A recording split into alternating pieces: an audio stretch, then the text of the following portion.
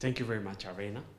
Madam Arena, Head of the African Department at the Sweden Foreign Ministry. Thank you for having us here, and thank you for visiting Ethiopia at this time.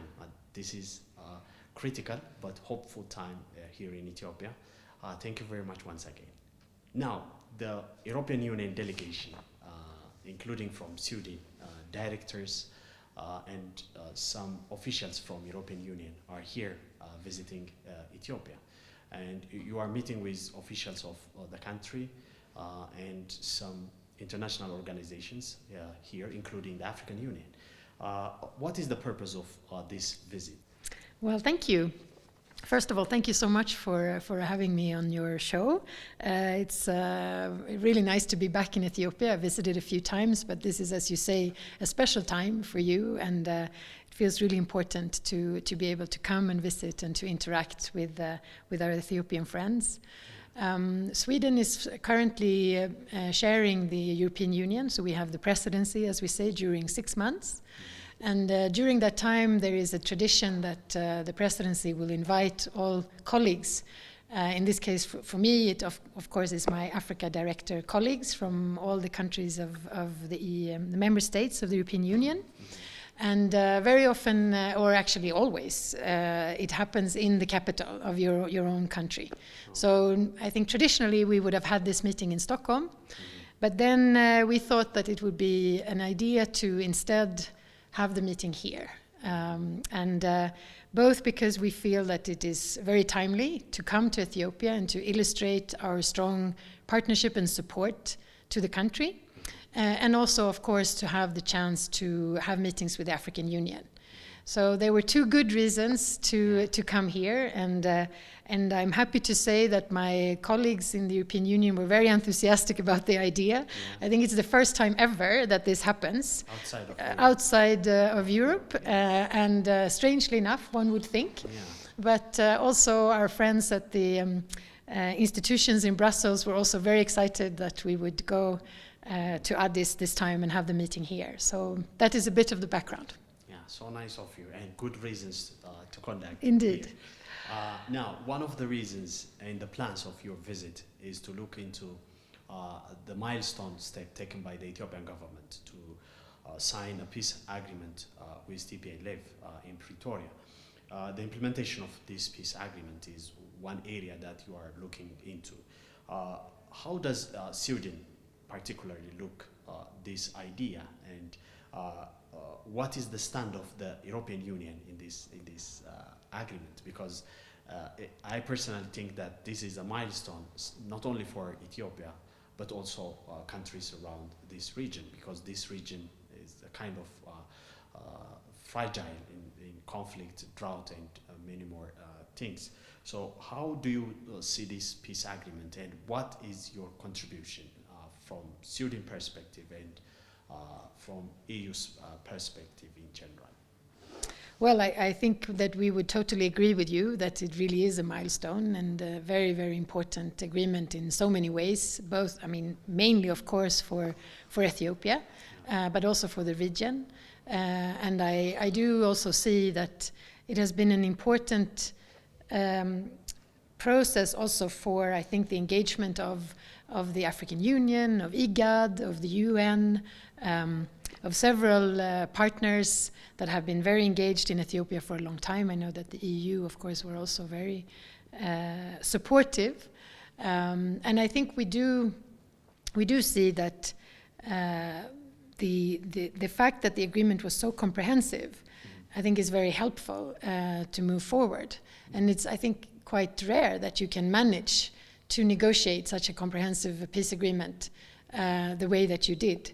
So in that sense, I think it's also a very good example that hopefully can be used in other future similar situations, which of course we hope won't be there, but you know, the world is the way it is. So I think we were very impressed with the fact that this agreement could be met, and that you are continuing to work with the implementation of the agreement. With so many different initiatives and reforms that are now taking place, and quite quickly also, we're very encouraged and very impressed with the way that things are moving. Yeah. Now, one of the areas or one of the process of this implementation is to serve the transitional justice system, which is the one wing of the agreement, and which I believe should be implemented soon, because justice is justice. We have to learn something out of these things. So does the EU in general in fully support this idea? And if it does, in what way does the EU support this implementation of the transitional justice after the process, after the implementation of the agreement?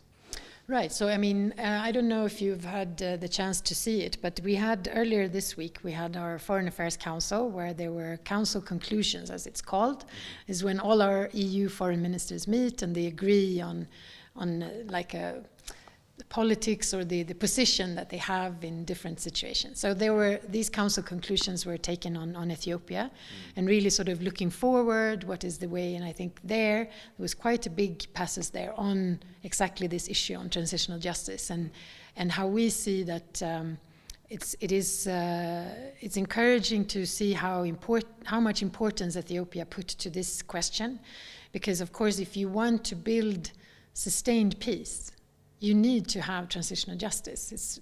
I think we have seen it in so many places, and I know that you have experienced yourself also that it's no fast forward on those things. You need to take your time and to really look into what has happened and to have accountability, and for people to feel that they have a chance to speak what they have gone through, and to feel that there is justice.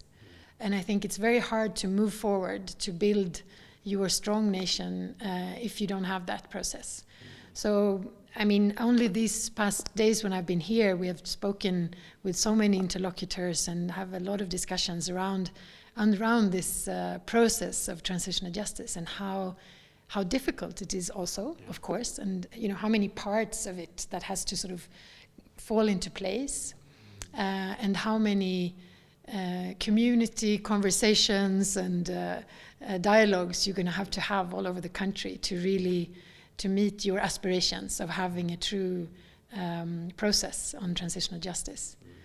And I think, and maybe also the part that comes up a lot, I think, is the issue of the inclusiveness really in such a process. And maybe not only in the sense that it has to be inclusive when it comes to all the different actors in society that has been affected in different ways, but also the whole country. I've had the opportunity to meet with some of the commissions, and I think it's comes up a lot, the issue of that the whole country has to be involved. You have your national dialogue, you have your DDR process, you have a lot of these processes that really has to entail the whole country. And now you have, luckily, managed to have the peace agreement in Tigray, which I think is really important, as you say. And now I know that there are talks also in Zanzibar as we speak.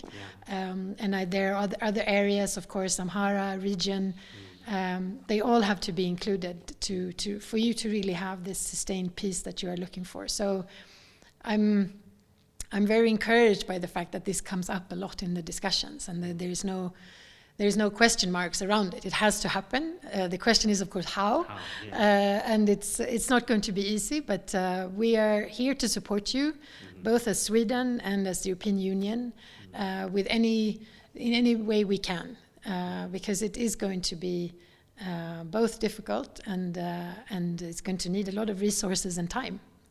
Yeah. Definitely. One of the ideas that you mentioned is inclusiveness, and which is the core point of this transitional justice system. We need that,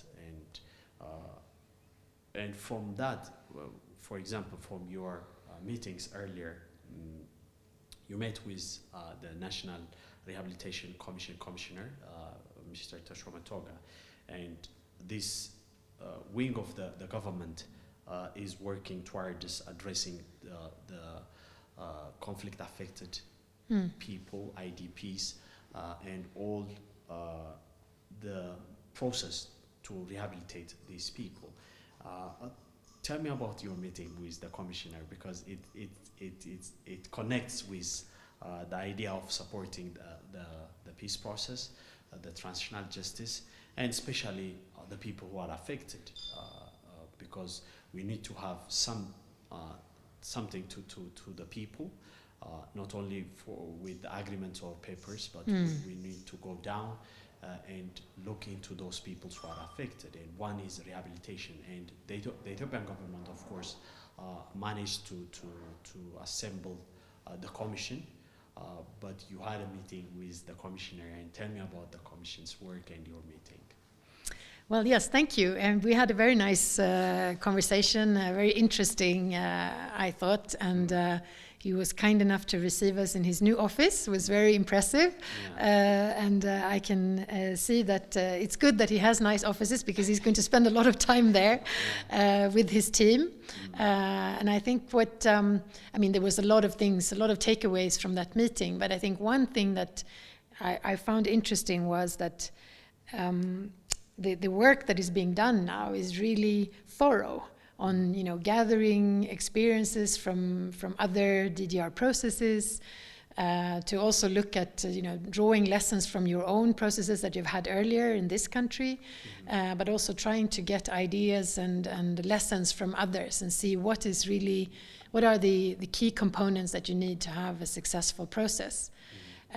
We spoke a bit, I thought, interestingly also about how do you relate to the community as a whole, and with the sort of ex-combatants, and how do you define what is an ex-combatant? It's not, in certain situations I think it's very clear, in this situation not so clear. And how do you deal with that? How do you make those definitions, and how do you design your programs so that you actually meet both, I guess, the expectations of the communities themselves, but also help the people that really needs to be helped. So I think in that context we also spoke about exactly this thing of how does these processes fit into each other, all these different processes that you're now planning. How does this DDR process fit into the national dialogue and the transitional justice discussions, because they are very much interlinked in a way.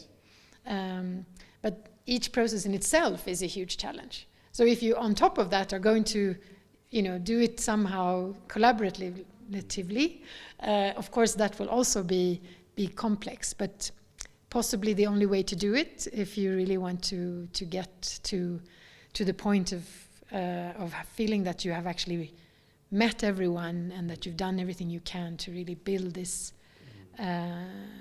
buy-in from the communities, to feel trust in that these processes are really for them, and to feel the trust that yes, we are moving towards something new that we will all be included in. So that type of feeling of being heard, and also being attended to, so to speak, and to have a say in your own future. I think it's part of the things that we discussed, a lot of things, but a little bit on that end as well. Now, coming to our relation, we do have a long-standing relation with Ethiopian and Swedish, both in diplomatic and people-to-people relations. Now, where is our relationship now? Where does it stand? And are there any plans to upgrade or to maintain this relationship? And tell me about Ethio-Swedish ties.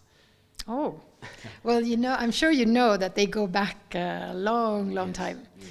I know that our ambassador here could probably give you the exact year, but I'm aware that I think we were one of the first countries to establish diplomatic relations with Ethiopia, and we have, we've been here we have had a partnership for a long time, and both, I think, on having close political ties, we have had trade for a long time. We have Swedish companies that are engaged in Ethiopia since many decades, and of course we have development cooperation that has been running for more than 50-60 years. So it's that is a very firm base that we stand on, and we also are happy to have a lot of Ethiopians living in Sweden. So we have quite a large diaspora in Sweden that is enriching our society there. Among other things, we can get very good Ethiopian food in Stockholm. Okay. Yes. But yeah, so we have a very strong relation, and we feel like we are standing on very firm ground, and I think we can have a good dialogue about a lot of things that we agree on. We can also have a dialogue on issues where we might not agree. I think that's also fine. When you are good friends, that's what a dialogue is all about. But I think in general, I feel that we are in a good place, and it can only get better. Since you are here in the Horn of Africa, there is a case in Sudan. The situation in Sudan is coming to create something in the region, not only for Sudan, but also for neighboring countries. And what is the intake and the perspective of the European Union in general again, and in particular the Sweden contribution to this conflict in Sudan? How do you see the situation in Sudan? Well, I mean, I think that I would not be the only one who are extremely worried and concerned about the situation there. I think it's horrific when you hear about what has been going on for this past, it's almost 2 weeks now, and having civilian being bombed by their own military. It's just, there's a lack of words how this can happen. And especially, I think in Sudan, where it felt like we were so close to getting to an agreement there as well on having the civilian-led and to continue a process towards the future that the people wanted. And I think we were very close to that, and it's really a tragedy to see what is now happening. So I think that is one side. I think the other side is, of course, that we all feel a very strong sense of urgency now, that, the ceasefires that are sort of kept, but not really, the whole international community being so firm with one voice, really saying that this fighting has to stop. There has to be a ceasefire. There is no solution to bomb your own people or to shoot in cities. And there is no winner, no winner in this conflict. There is no way that you're going to have one military side, winning over the other and then somehow winning the power, in Sudan. That's not where we're heading. And I think that message is very strong first of all, from the region and from the African Union but also I think broader, that we are all really speaking with one voice, from the UN Security Council to all partners now, that this is not the way to go about the future of Sudan, and the fighting has to stop, and we have to come back to the negotiating table and to find a solution here. So that is where we stand, and I think where we all stand together, really. Yes, of course. Now, finally, if there is something that you want to disclose, or if you want to say something about your visit, the meetings with officials or the African Union, I give you the floor now. Oh, well, thank you. No, well, I think we've covered the most important part, which is really that I feel that the fact that we came, all of us, all the member states, all my colleagues from the member states, to Addis, really illustrates the strong partnership that we feel that we have and that we want to keep on building. And that it is so important in this day that we talk to each other and that we listen to each other. Because it's easy that we sit in our capitals and we have ideas of how things are. But if we don't meet and talk and listen and have this dialogue, then I think we lose out on a lot of opportunities. So I hope that our Ethiopian friends here have really appreciated that we have come here and that we have shown that we really want to listen, and we also want to be heard. And that is what a dialogue is all about. And I hope that this is also going to continue, which I'm sure it will, in different ways, on different levels. I mean, we all have our ambassadors here. We know that they are keen, of course, to continue to have this regular dialogue with their Ethiopian counterparts. And together we will support Ethiopia to continue on the path where you are now. And we do see that Ethiopia and the stability here is extremely important for the whole of the Horn. And not least now what's happening in Sudan, but also in general on the broader Horn. you are extremely important, and you are important to us. You know, we want to engage and to work with you and to strengthen our partnership. So that's the basic message. Yeah. Thank you very much, Irina. No, thank you for having us here again, and thank you for giving us your insights. Truly, thank you very much once again. No, thank you so much. It was a pleasure. Thank you.